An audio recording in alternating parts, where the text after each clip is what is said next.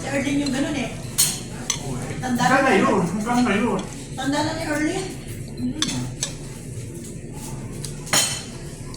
May mga distributor sila sa area. Oo. Oh.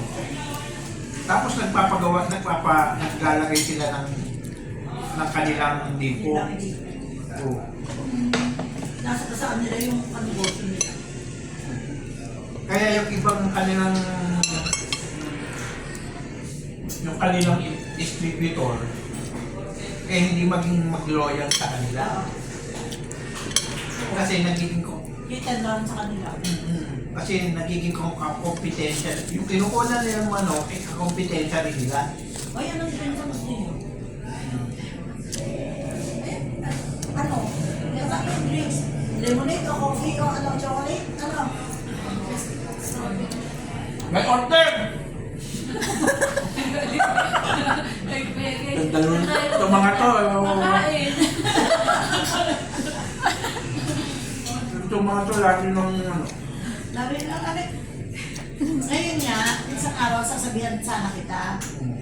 Akala ko, kaya mo sundin yung mga tao yan. Yung pala ikaw ang susunod. Bakit? Aba, alas 3 na hindi pa nagtatanghalian. Sabay-sabay, alas 3 na. Ano ba itong malulo na to?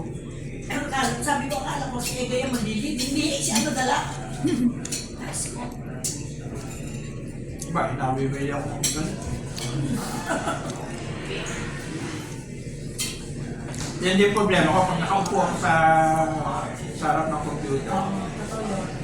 Hindi ako makali hanggang di tapos. Totoo naman yun. Totoo yun. Di...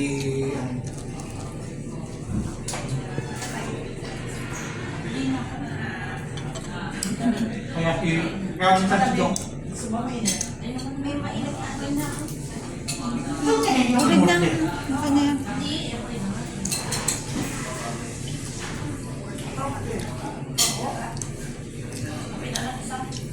Minsan po ako. Minsan po. Kailan kayo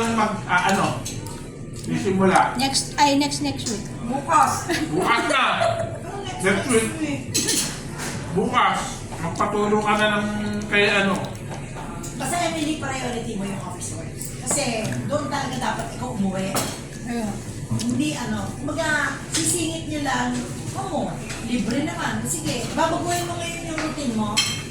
Yung siguro, magigising. Mga 8 siguro, ganon. Tapos tulog, gabi na. Wala naman tayong transaction masyado sa gabi, kundi Monday lang, edisyon. Yun lang naman.